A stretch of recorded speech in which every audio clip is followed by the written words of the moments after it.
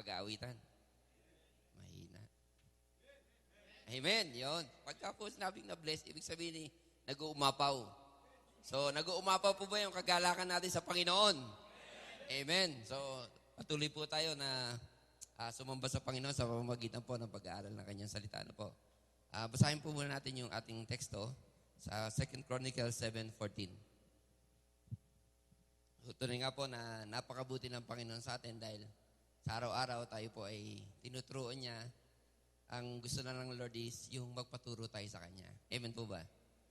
So sabi po dito sa 2 Chronicles 7:14, if my people who are called by my name shall humble themselves and pray and seek my face and turn from their wicked ways, then I will hear from heaven and will forgive their sin and will heal their land. So tayo po'y manalangin. Hallelujah, Lord. Salamat po, Panginoon, sa iyong salita, Panginoon, sa gabing ito, Lord, na aming binasa, Panginoon. Tunay nga, Lord, maraming salamat sa iyong presensya, Lord, na naririto sa aming kalagitnaan. Tunay nga, sinabi mo sa iyong salita, Panginoon, that 2 or 3 that gather in your name, you are in the midst of them, Panginoon. Kaya, Lord, we claim your presence tonight, O God, sa aming kalagitnaan, Lord God. At sa patuloy namin paglabit sa iyo, Panginoon, Lord, linisin mo ang bawat isa po sa amin, ang bawat puso namin, Lord, ang bawat isipan, Panginoon. Lord, sakupin mo kami, Panginoon, balutan mo na yung banal na dugo, linisin mo kami nito, Panginoon, ng sagayong, Panginoon. Makalapit kami, Panginoon, na may kabanalan, Panginoon, Lord God. Maging karapat dapat kami, Panginoon, Lord God. At Lord, sa salita mo sa gabing ito na iyong ihahayag, Panginoon, Lord. Lord, itago mo po ako, Panginoon, sa likod ng iyong krus, Panginoon. Ang kapangyarihan mo lamang ang makita, Panginoon.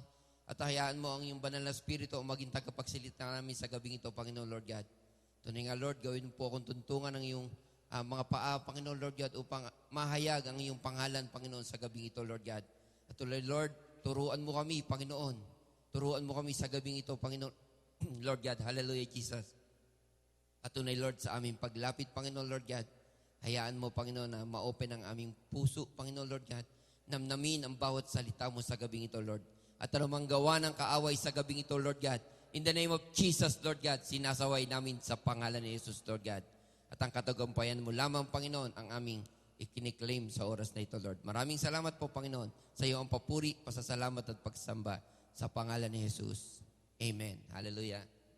If my people who are called by my name shall humble themselves and pray and seek my face and turn from their wicked ways, then I will hear from heaven and I will forgive their sin and will heal their land. Hallelujah. Tunay nga po sa buhay po natin, Kristiyano man o hindi, ay nananalangin sila, tumatawag sila. Pero sa Panginoon po, bakit po niya sinabi dito na if my people who are called by my name. So tayo po na tumatawag sa Panginoon ay kailangan, kung tatawag ka sa Panginoon, ay sigurado na people of God ka or anak ka ng Diyos. Dahil kung hindi po, hindi ka pakikinggan ng Panginoon. So kaya po maraming dalangin, siguro po karanasan din natin nung hindi pa natin nakikilala ang Panginoon, na tayo po ay dumadalangin, pero madalas po walang kasagutan. At kung meron man po na nagkakaroon tayo ng accomplishment or may nare-receive tayo na, let's say, sabihin natin, pinag-pray natin, it's a good thing lang dahil ang Panginoon po ay mahabagin talaga. Pero iba po yun na tayo po ay people of God. Amen po ba? Tayo po ba ay people of God? Amen. Hallelujah. So sabi nga po, bakit po if my people? Sabi niya gano'n. So ang Panginoon po, sa ating paglapit po sa Lord ay meron po siyang tayo po bilang mga tao, meron po tayong dapat gawin. We have to do our part. Hindi lang po yung lumapit tayo, na born again tayo, and then lapit lang tayo. Pero meron pong gustong ipakita ang Panginoon sa atin na unang-una po, sabi niya, if my people who are called by my name. Nananalangin po ba tayong lahat? Amen. Hallelujah. So sabi nga po, shall humble themselves. So humbleness po, yun po yung number 1 na sa paglapit po natin sa Panginoon, hindi po pwede na mawala yung humility sa harapan ng Panginoon. Dahil sabi nga po, paano ka pananahanan ng banal na spirito kung ikaw po ay very proud, kung ikaw ay mataas ka. hindi ka marunong magpakumbaba sa Panginoon.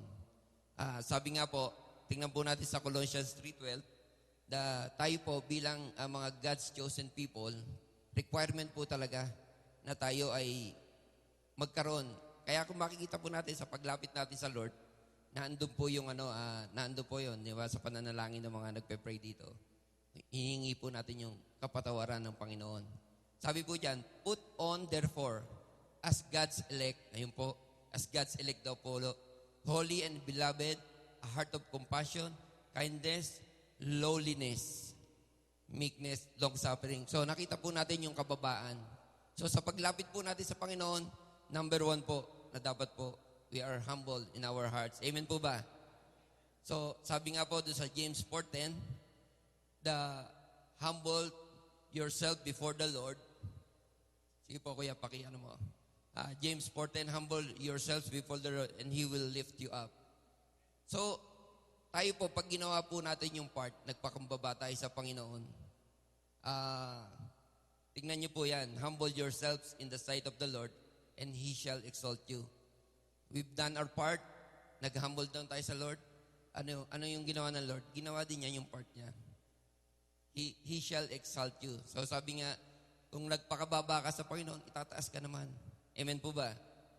So yun po, napakahalaga po na sabi nga po na tayo po ay nagpapakababa sa Panginoon. And ang isa pa po, it's if my people who are, kaya balik po sa teksto, who are called by my name shall humble themselves. Yung pangalawa po, sabi po, and pray. So, napakahalaga po, napaka-essential po na tayo po ay lumalapit sa Lord sa pamamagitan ng panalangin. At sabi nga po, dapat po continuous yung prayer natin. Pray without ceasing. Amen po ba? Paano po yon? Hindi naman po tulad ng mga na may oras yung pananalangin. Tayo po, sabi nga po, ang gusto ng Panginoon, hindi naman po, ang gusto po ng Panginoon yung bang lagi mo siyang kinakausap, saan ka man pumaraon, ano man ang yung ginagawa, nagbibiyahe ka man, nasa trabaho ka man, gusto ng Lord, ino-consider mo siya, kinakausap ka niya. And it is a prayer. Yung pong miat-miya, kinakausap mo ang Panginoon, nag-glorify po natin ang Lord doon. So, every time na mag-humble down tayo sa Lord, kausapin natin siya. At tunay nga, pakinggan niya tayo. Kita niyo po, tingnan niyo po yung sa James 5:17-18. Binanggit po diyan si Propeta Elias. Siya po ay propeta ng Panginoon and nanalangin po siya na huwag paulanin ng 3 taon. And nangyari po. Bakit po? Because he is a people of God.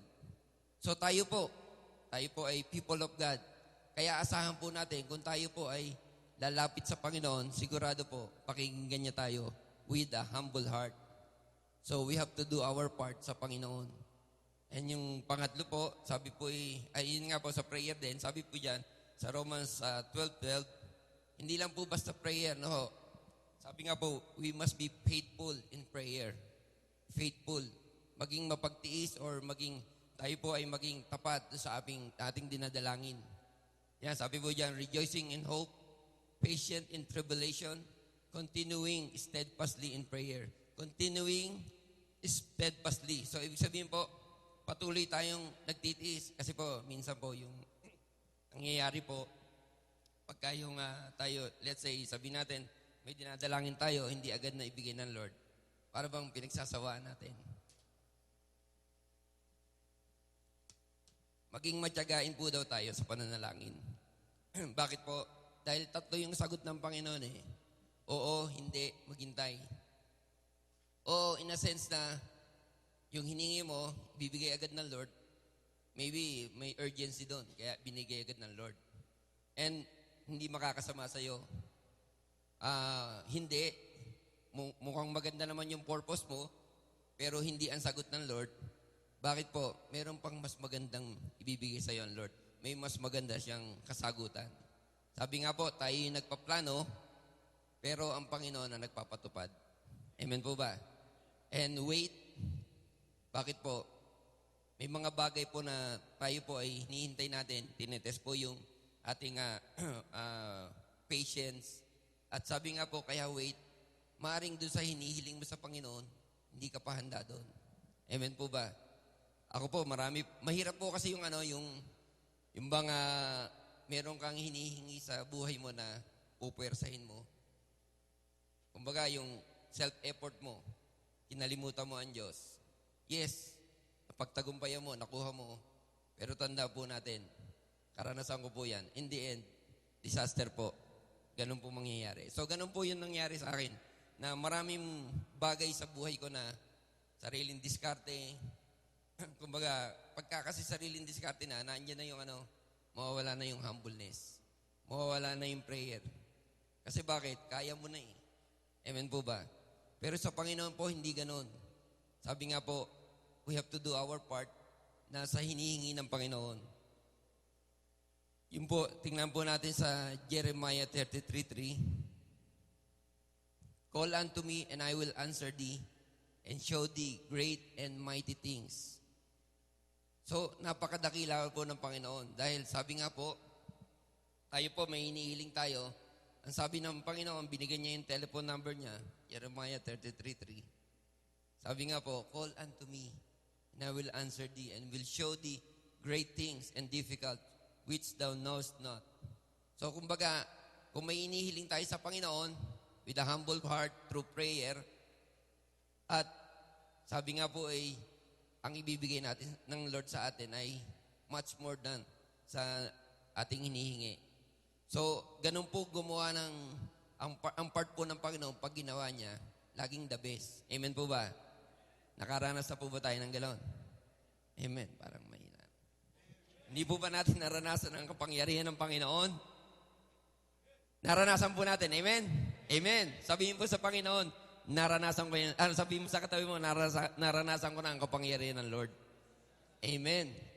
So, tunay nga, yun lang po na isang bagay po na dapat po natin ipagpasalamat, yung magkaroon ka po yung nagising ka po sa umaga, is sapat na po para pasalamatan mo, pupurihan mo ang Panginoong Diyos. Amen po ba?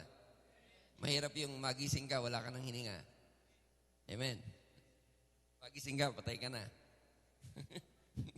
So, mas mainam po yun na kumbaga, mas mainam po yun na tayo po ay laging naka-in-tune sa Panginoon. Yun nga po, every time na may gagawin ka, nagdadrive ka, kausapin natin ng Lord. Ganun po ako pag nagsasolo sa kotse, kinakantahan ko pa ang Lord dahil may music doon sa kotse. So, napakasarap po. And naranasan ko po rin yan nung panahon na struggle ako dun sa problema ko sa Pilipinas. Nandun yung time na kinakausap ko ang Lord na yes, minsan parang hindi mo makita yung sagot ng Panginoon. Parang bang ang layo ng Lord. Minsan ganon.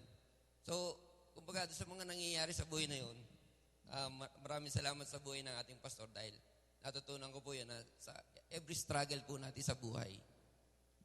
Huwag po tayong manghihina. Huwag po natin tingnan yung problema, kundi huwag rin natin questionin ng Diyos, kundi ang sabihin po natin, Lord, ano yung tinuturo mo? Lagi pong ganon. Yun nga po, pagka po kasi ganon, natutupad natin yung gusto ng Panginoon na humble yourselves unto the Lord. So, pagka po ganon na ang attitude natin laging, Lord, ano yung tinuturo mo? Like nung time na bago ako umuwi ng Pinas, na-aksidente ako. Yung nagandang tanong ko, Lord, anong message mo dito? So, ganun po, napakasarap po ng gano'n na lagi mong kakausapin ng Panginoon. And thirdly po, sabi po dun sa ating text,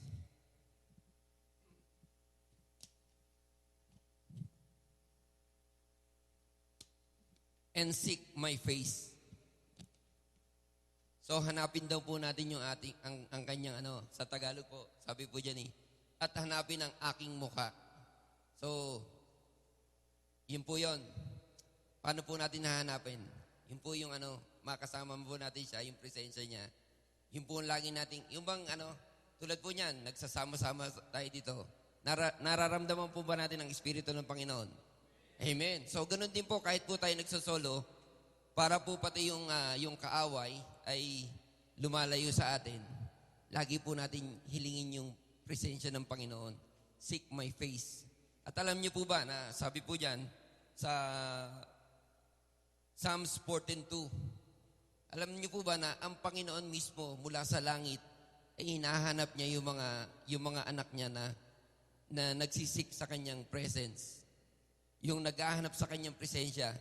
Yan sabi po diyan, Jehovah looked down from heaven upon the children of men to see if there were any that did understand, that seek after God. So, kaya maging ano po tayo, maging aware po tayo sa buhay natin, sa ginagawa po natin sa araw-araw. Dahil sabi nga po, ang Panginoon po nakatunghay sa atin. So, may mga problema po na nangyayari sa amin po, dun sa aming mag-asawa po, every time na may problema at siya ay nagsusubside yung faith niya, doon ko sinasabi sa kanya lagi na diyan tayo tinitingnan ng Lord sa attitude natin. So, maging aware po tayo sa attitude natin pagka tayo ay nasa times of trials. Dapat po lalo tayong magsubiksik sa Panginoon. May problema at wala, lagi nating hanapin yung presensya niya. Dahil sabi nga po, there is fullness of joy in His presence. Amen po ba? Sabi nga po, narinig ko po yun kay Don Moen. Sabi niya, there's no place like the presence of God. Amen po ba? So, lagi po natin isisik ang mukha ng Panginoon. And yung pang-apat po na requirement ng Panginoon, turn from their wicked ways, and turn from their wicked ways. So, sa pag-humbling daw natin sa Panginoon, sa paglamit natin sa Kanya, sa paghanap natin natin sa Kanyang presensya, lagi po tayong dapat handang tumalikod doon sa mga kasalanan natin na may mga kasalanan po kasi tayo na minsan po alam natin ang kasalanan pero nag-i-enjoy pa tayo. Yung bang kung titingnan natin, maliit na bagay lang, nag-i-enjoy tayo. Pero kung iyan po ay hindi kalugod-lugod sa Panginoon, dapat po tayong tumalikod yan. Amen po ba? Sabi nga po, yung hindi lang pagsunod, hindi mo lang pagsunod sa salita ng Panginoon, ito ay paglabag na sa Panginoon. Ito ay kasalanan na. Si Eva po, ano po ba naging kasalanan niya? Di ba po ba maliit na disobedience na parang natakam lang siya? Pero kita niyo po, bumaksak ang tao. So, ang kasalanan po kasi, kaya sabi ng Lord, turn from their wicked ways. Kaya po tayo pinaalis ng Panginoon dyan. Dahil hindi po pwede magsama ang gaya ng liwanag at dilim. Hindi pwede po magsama yan. So, dapat po isa lang. So, pag kami kasalanan, lumalayo ang presensya ng Panginoon. Nag-grieve natin siya. At pag nag-grieve po natin ng Panginoon, ang kanyang presensya, saan po tayo pupulutin, di ba? So, mas maganda po na tayo po ay tumatalikod. Sabi nga po dyan, then I will hear from heaven and will forgive their sin and will heal their land.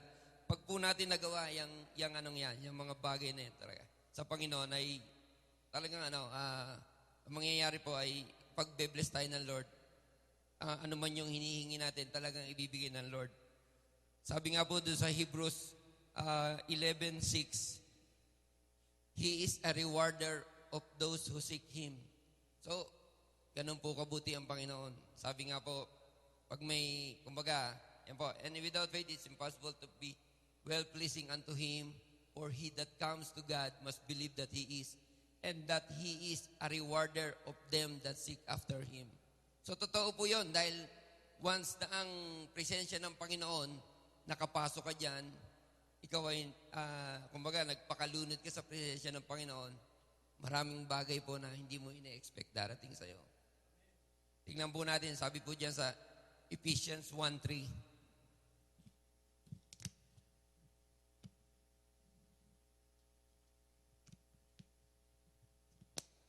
sabi po sa Ephesians 1:3, Blessed be the God and Father of our Lord Jesus Christ, who has blessed us with every spiritual blessing in the heavenly places in Christ. So tayo po, buhat po nung makipag-isa tayo sa Panginoon, lahat po ng spiritual blessing ibinigay na sa atin, hindi lang po salvation.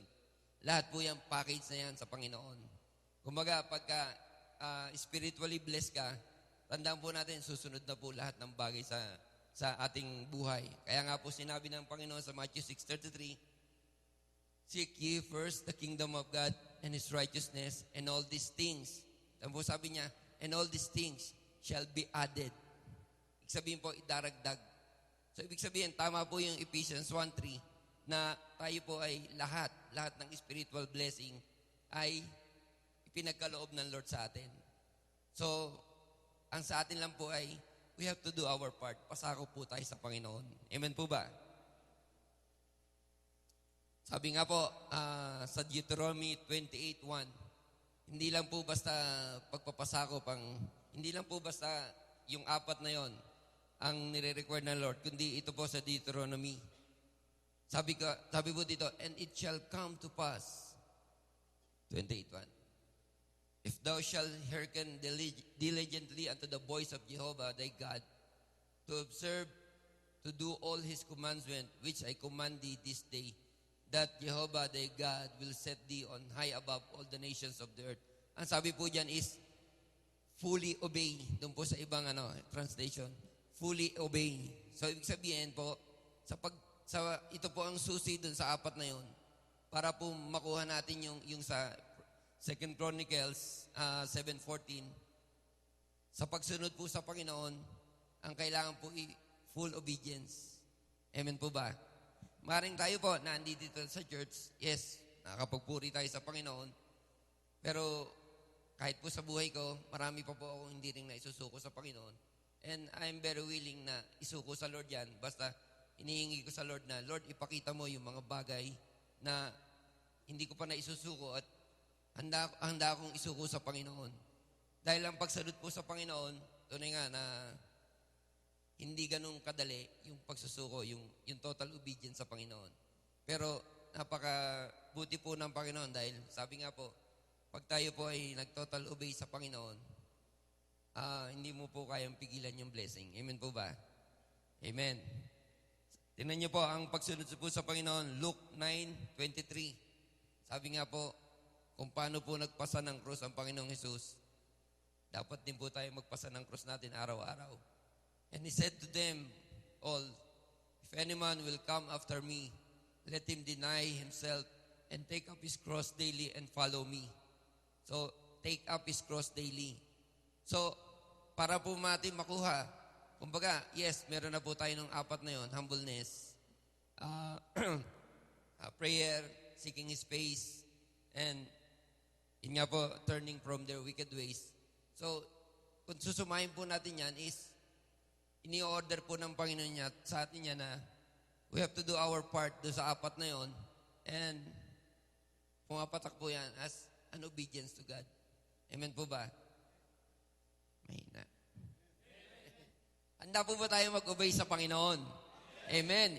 Pero sabi nga po at sinabi niya sa lahat, kung ang sino man tao ay ibig sumunod sa akin, ay tumanggi sa kanyang sarili. Mabigat po, tumanggi sa kanyang sarili. At pasanin sa araw-araw ang kanyang krus at sumunod sa akin. Sabi nga po, hindi tayo po makakasunod sa Panginoon kung ang mangunguna po sa atin, yung bang lagi nating iisipin sa pagsunod natin sa Panginoon yung bang sarili natin. Paano po yung pagsunod? Minsan po, araw ng Friday, maglalaba ako eh. Naantok pa ako eh, panggabi ako. So ganun po, hindi po ganun ang gusto ng Lord sa pagsunod natin sa Kanya. Sa pagsunod po natin sa Panginoon, ikaw po ba ay nagugutom? Ikaw man po ay walang pera? Ikaw man po ay napapagod? Ikaw man po ay napupuyat? Mas mabuti na po yung walang tulog kaysa walang gising. So, yun po, mas mainam po na lalo po tayo sumunod sa Panginoon. Bakit po? Wala pong kalugihan sa Panginoon. Our labor in God is not in vain. Tandaan po natin yan. Kumbaga, sa ating paglilingkod sa Panginoon, sa ating pagsunod, kasi po, kadalasan po yan, habang lumalapit tayo sa Panginoon, ay naandyan po yung trials. Kumbaga, naandyan yung mga pagsubok. Kaya minsan po, lalo na pagka yung bago, kailan ako lumapit sa Panginoon at saka ako nagkaroon ng problema. Naranasan po ba natin yon? Amen. Opo, kahit sa akin po, habang lumalapit po ako sa Panginoon, nadadagdagan po yung pagsubok, magpasalamat po tayo sa pagsubok. Dahil bakit po? Nile-level up ng Panginoon yung faith natin. At sa pamamagitan po niyan, diyan po tayo i-bless ng Panginoon. Kung paano natin pagtagumpayan, hindi po lampasan ha. Pagtagumpayan ang bawat pagsubok. Dahil pag napagtagumpayan natin ang bawat pagsubok, may pagsubok pa ulit na mas mataas. Amen po ba? Kasi po, ang bawat lumalapit po sa Panginoon, si Satanas po, hindi siya papayag na basta ka na lang niya ibigay sa Panginoon. Bakit po? Kasi po, ano po siya eh, nakatulala po siya eh. So, ang kailangan po ni Satanas, maging masaya siya doon sa impyerno, marami siyang maisama doon. So, wag po tayong papayag. Amen po ba? Wag tayong papayag. So, ang kailangan po is mag-obey tayo sa Panginoon. Amen po. So, yun po. Tuloy nga po, sabi nga, balik mo sa teksto. If my people, nakita po natin yun, if my people. Bakit po sinabing if? Ibig sabihin po, kailangan may gagawin tayo sa Panginoon. Hindi po yung lapit lang tayo ng lapit sa Panginoon. Kailangan po, we have to do our part. And that is obedience. So, glory to God po sa kanyang salita.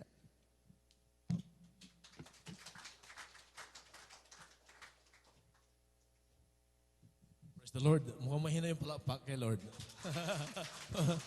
Glory to God. At tuloy mga kapatid, akala ko kanina ay malilit pa sila. At yung binigay ng Lord sa akin habang nag-preparation worship tayo is the same po. At talaga, glory to God, napakabuti ng Panginoon po. And sino po yung nakakaunawa ng kontrata? I mean, lahat po tayo ay OFW, mayroon po tayong pinirmahan.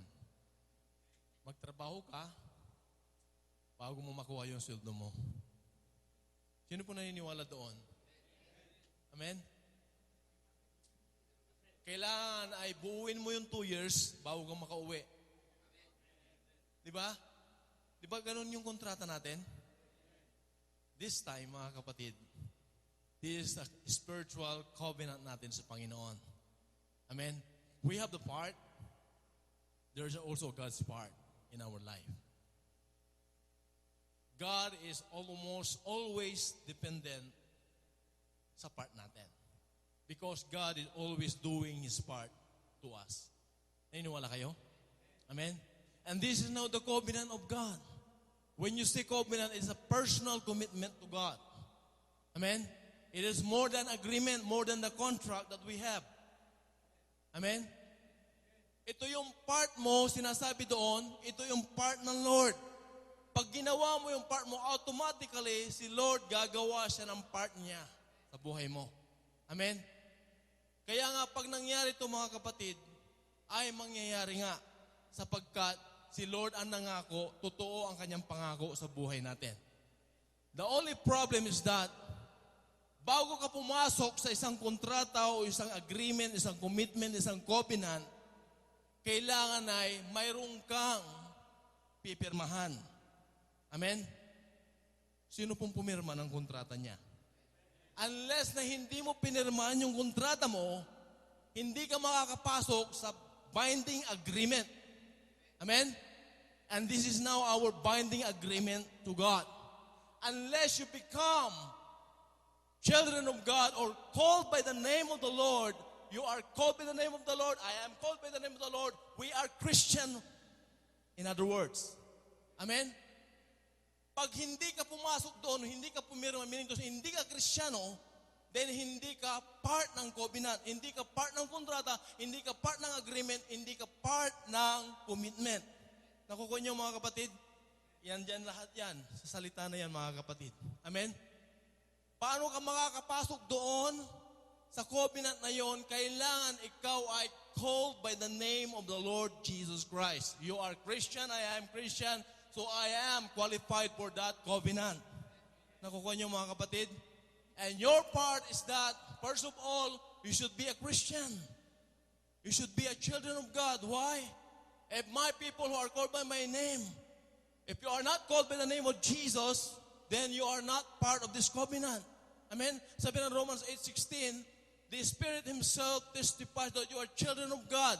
And that confirms our being children of God. Amen? Because of the Spirit of God residing in our life. Amen? Dahil doon, mga kapatid, ito yung tatak. Kung bakit kasama ka doon sa covenant na yon, bakit kasama ka doon sa binding agreement na yon, dahil ikaw ay anak ng Diyos. Hindi ka makakapasok sa binding agreement kung wala kang perma. Pag pumirma ka, ibig sabihin, ikaw yung lumagda, ikaw yung nag-attest, ikaw yung sumang-ayon, di ba? Nakukuha niyo mga kapatid, nagpakasal ka, mayroon kang pinirmaan doon. Amen? Pumirma ka ng kontrata sa trabaho, mayroon kang pinirmaan doon. Meaning to say, yung pirma mo, sumasang-ayon ka. Amen? Sumasang-ayon ka. Nung naging Kristiyano ka, anong sinabi mo? Amen, Lord. I receive you as my Lord and Savior. Naging Christian ka. Amen? Dito lamang pumasok yung binding agreement mo sa Panginoon, which is called covenant. Amen? Ano ang gagawin mo? Ito po yung gagawin natin. Amen? Dahil ikaw na ngayon ay Kristiyano na, nakapasok ka na doon sa covenant, ito na ngayon yung gagawin mo sa buhay mo. Back to sa ating text. Ito yung gagawin mo ngayon. Humble yourself. Sino po yung mapagkumbabang anak ng Diyos? Tinuturoan tayo ng Panginoon. Wala pong anak ng Diyos na mayabang. Sabi mo sa katabi mo, walang anak ng Diyos na mayabang. Amen? At nananalangin. Walang anak ng Diyos na hindi nananalangin. Sabi ng 1 Samuel 12:23, ang hindi pa nananalangin ay kasalanan. Amen? Hindi ka Kristiyano kung hindi ka lumalapit, hindi ka tumatawag sa ating Diyos. Amen? Meaning to say, mga kapatid, pag tumatawag ka sa Diyos, inu-honor mo siya. Amen? Pag lumalapit ka sa Diyos, ibig sabihin, nagpapakumbaba ka sa Kanya. Ina-acknowledge mong siya yung buhay mong Diyos. Amen? Ito po yon. And seek my face. Seek the presence of the Lord. Amen? Ito po yung gagawin mo. Pagkumbaba, nanalangin, nagsisik ka o hinahanap mo lagi yung presensya ng Diyos. Bakit mo hinahanap yung presensya ng Diyos? Bakit mo hinahanap si Lord sa buhay mo? Dahil napakasarap na kasama mo ang Lord. Amen? Pag kasama mo ang Lord, wala nang pwedeng umagrabyado sa buhay mo. Amen? Dahil kakampi mo yung hari ng mga hari, buhay na Diyos. Amen? Ito yung mga gagawin natin mga kapatid. And fourth, turn from your wicked ways. Amen? Kalimutan mo or talikuran mo na yung mga makamundo mong gawiin, mga makasalanan mong gawain. Kalimutan mo na yan. Then ito po yung nais ng Lord sa buhay natin. Pag nagawa mo yan, ito ang pangako ng Panginoon. Ito yung part ng Lord. Papakinggan ka niya, patatawarin ka niya, pagagalingin ka niya. Amen? Ano yung ibig sabihin niya mga kapatid? Abundant life ibibigyan ng Lord sa buhay natin. Amen? Ito po yung covenant natin sa Kanya. Amen? At nai-enjoy lamang ng bawat pumasok dito kung talagang siya ay totoong Kristiyano. Nakuha niyo mga kapatid? Tingnan niyo po yung mga hindi totoong, hindi nakaunawa ng kontrata. Diba? Mula sa Pilipinas, pumirma na siya. Meaning to say, sumang-ayon siya sa kontrata. Pagdating ng Saudi Arabia, ang dami niyang reklamo. Teka, nag-agree ka na pumirma ka, di ba? Pumirma ka eh. Pati pag-reklamo ka. Ganito na sweldo ko, ganito. Ang dami na yung reklamo. Pumirma ka sa ano eh. Di ba? Ganon din mga kapatid. Kung tinanggap mong Diyos mo siya, buhay mo siyang Diyos, wala kang dapat ireklamo. Wala kang gagawin kundi sumunod sa agreement, sa commitment, sa covenant. Nakuha niyo mga kapatid? Ito po yung nais ng Lord sa buhay natin. Sino po yung handa ng gawin ang kanyang part? Amen? Mayroon tayong part, may part ng Diyos. Asahan nyo lagi mga kapatid, ang part ng Diyos nariyan, available lagi. Amen? Paano mga kapatid? Kasi ang grace niya ay kayang-kaya natin mga kapatid na abutin sa magitan ng ating pananampalataya. Sabi ng Romans 5 verse 2. Amen? We could access the grace of God through our faith in Jesus Christ. Amen? Dahil Kristiyano ka, pumasok ka na doon sa binding agreement, then ma-access mo na yung biyaya ng Panginoon. Amen? Mahirap mang gawin yung apat na yun, mga kapatid, pero dahil sa biyaya ng Panginoon, mga kapatid, kayang-kaya mong gawin. Amen? Handa na tayo? Amen? Si Lord nakahanda lagi. Kung gusto mo maranasan yung nais ng Lord na ibigay sa iyo, gawin mo yung part mo. Amen? Sino po yung handa ng gawin yung part niya? Sige po, tayo tumayo. Glory to God. Hallelujah. Truly, napakabuti ng ating Panginoon. When we call upon the name of Jesus, we entered into the covenant. We are sure that the grace of God is always available sa buhay natin. Sino po yung nais na maranasan ng Panginoon? Maranasan ang biyaya ng Panginoon, maranasan ang pangako ng Panginoon. Mga kapatid, each of us ay may mga hinihingi sa Panginoon. May mga idinudulog tayo sa Panginoon. Meron tayong inilalapit sa Kanya. Pero isa lamang tanong, mga kapatid. Ang Panginoon, lagi siyang handa na magbigay sa atin. Yung nga lang, dapat nating isipin, mga kapatid, sa ating paglapit sa Kanya. Nagampanan ba natin yung part natin para sa Kanya? Humihingi ka ng pera, hindi ka naman nagtatrabaho. Ayaw mong gumising ng maaga.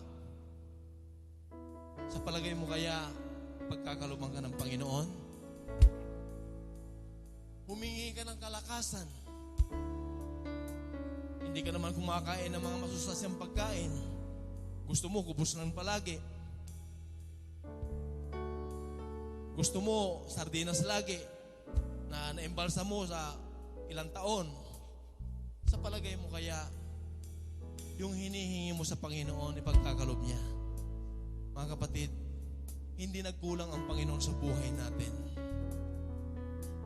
Humihingi ka ng kalakasan dahil may sakit ka, pero hindi mo tinutulungan yung sarili mo. Sa palagay mo kaya, tutulungan ka ng Panginoon. Ang nais ng Panginoon, nagpapakumbaba tayo sa Kanya. Lord, sinasabi natin sa Panginoon, Lord, nagkasala ako. Ito yung kahinaan ko, Lord. Tulungan mo po ako. Ako yung humihingi ng tawad sa iyo. At ang Lord ay laging handang magpatawad sa atin. Sa mga nagpapakumbaba, lumalapit, nagpapasakop sa Kanya. Sino pong nais maranasan ang kadakilaan, kapangyarihan ng Panginoon sa gabi ito? Hallelujah. Lord, your forgiveness is always available to those who seek your face, those who come to you with a humble heart. At Lord, yung mga taong lumalapit, Panginoon, na nagsasabing, Lord, isa kami makasalanan, nagkulang kami, nagkasala kami. Ito yung mga kahinaan namin, Panginoon.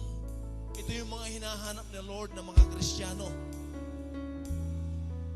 At tanging pumasok lamang sa covenant na ito, yun lamang nakipagsundo sa Panginoon, nakipagkasundo sa Lord, na Lord, tinanggap kita bilang tagapagligtas sa Diyos ng buhay ko. Patuloy mo ko, Panginoon, na hawakan. Patuloy mo ko, Panginoon, o God, na disiplinain. Patuloy mo ko, Panginoon, na ituwid sa aking buhay. Ito yung nais ng Lord. Ito yung mga anak niya na nagpapakumbaba, na inaamin na sila ay makasalanan, nagkukulang, mahina sila sa harapan ng Panginoon. At ang Lord, palalakasin ka niya. Pag alis mo sa kanyang harapan, binigyan ka ng kalakasan para harapin ang iyong problema. Hindi tatanggalin ng Lord yan, pero bibigyan ka ng kalakasan, bibigyan ka ng karunungan, patatawarin ka ng Panginoon upang mapagtagumpayan mo ang problema mo. Ni minsan ang Lord, hindi tayo ginawang tamad. Gusto niya kumikilos tayo ginagampanan natin yung part natin. Lord, ito po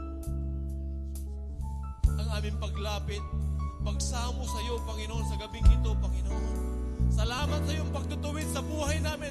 Salamat sa iyong pagtuturo, Panginoon, na mayroon kaming dapat gawin sa buhay namin, Panginoon, upang makamtan namin, Panginoon, yung kasagutan mo.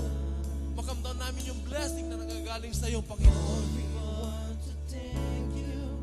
For the works you've done in our lives, and Lord, we trust in your unfailing love.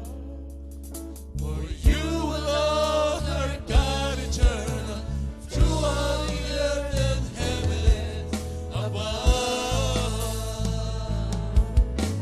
And Lord, we want to lift your name on high. Lord, we want to thank you for the works you've done in our lives. Lord, we trust in your unfailing love. For you alone are God eternal, through all the earth and heavens above. Lord, we want to lift your name on high. And Lord, we want to thank you for the works you've done in our lives. And Lord, we trust in your unfailing love. For you alone are God eternal, through all the earth and heaven above. And Lord, we want to lift your name on high. Come on, let us lift up the name of Jesus. Thank you for the works you've done in our life. And Lord, we trust in your unfailing love. For you alone are God eternal, through all the earth and heavens above. Lord, we want to lift your name, oh God. We want to lift your name on high. And Lord, we want to thank you for the works you've done in our life. And Lord, we trust in your unfailing love. For you alone are God eternal, through all the earth and heaven above. One more time, let's give our praise to God. We want to lift your name on high. Yes, Lord, we are lifting up your name on high. We want to thank you for the works you've done in our lives. And Lord, we trust in your unfailing love. For you alone are God eternal, through all the earth and heaven above. For you alone are God eternal, through all the earth and heaven above. For you alone. For you alone are God eternal, through all the earth and heavens above. Palakpakan natin ang Panginoon. Palakpakan natin ang Panginoon, ang bigay tulong. Salamat, Panginoon. Salamat po, Diyos. Sapagkat, Lord, may covenant kami sa iyo. Salamat, Lord, dahil pinasok mo kami sa covenant mo, Panginoon. Salamat, Panginoon, O God. Dahil hinirang mo kaming anak mo. At Lord, salamat for the binding agreement. Salamat, Panginoon, dahil tinawag mo kami para pumasok, Panginoon, sa iyong covenant. Salamat po, Diyos. Patuloy mong pagpalain ang bawat isa. Patuloy mong bigyan ng kalakasan. Patuloy mong bigyan ng wisdom, ng knowledge, ng understanding ang bawat isa. Patuloy mong bigyan ng kapayapaan ang bawat isa. Patuloy mo, Panginoon, O God, na bigyan ng humble heart ang bawat isa. Lord, patuloy mo kami, Panginoon, na baguhin. Patuloy mo kami, Panginoon, i-mold sa salita mo. Patuloy mo kami, Panginoon, O God, bigyan, Panginoon, ng Espiritu na kambaba ng loob. Espiritu, Panginoon, na mapagkumbaba lagi, Panginoon. Espiritu, Panginoon, na napapasakop sa iyo, Panginoon. Espiritu, Panginoon, na laging lumalapit sa iyo. Espiritu, laging, Panginoon, na tumatawag sa iyo, Panginoon. Lord, salamat po, Panginoon, dahil tinuruan mo kami sa gabing ito. Tunay nga, Panginoon, God, amazing kang Diyos sa buhay namin. Kinakatagpo mo, Panginoon, ang pangangailangan namin. At ang bawat kinatagpo ng Panginoon sa gabi ito ay magsasabi na, Amen. Praise the Lord.